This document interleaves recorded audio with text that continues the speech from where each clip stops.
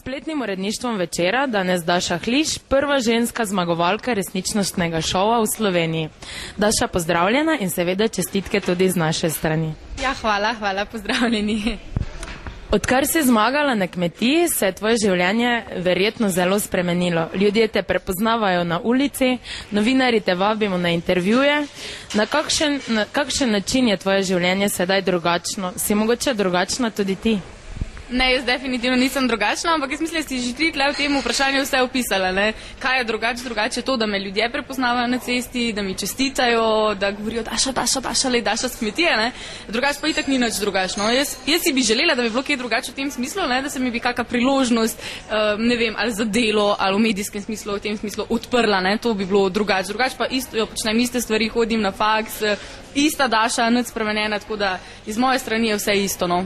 Razen iz strani ljudi na cesti je pa malo drugačno, spoznajo te itak. Pa ti ta pozornost godi ali si mogoče želiš del stare anonimnosti nazaj?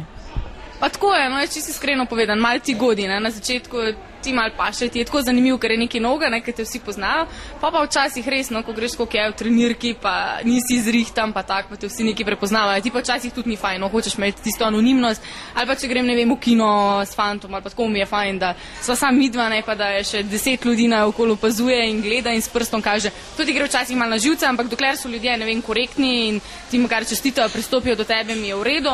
Če so pa tako malo zahrbtni, pa vidiš, da te kaj upravljajo za hrbtom, pa si definitivno želiš anonimnost nazaj, ne? Prej si govorila o priložnostih, pa se ti je mogoče zaradi zmage na kmetiji že ponudila kakšna priložnost? Ja, v poslovnem smislu, seveda. Ne, nič kaj posebnega, specifičnega še zaenkrat ne.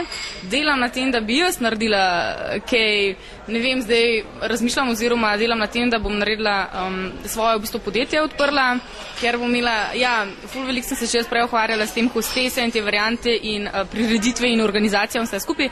Tako da delam zdaj na tem, da bom jaz imela svoje podjetje, ki bo to omogočalo, to storitev in se bo lahko pač drugi posluževali.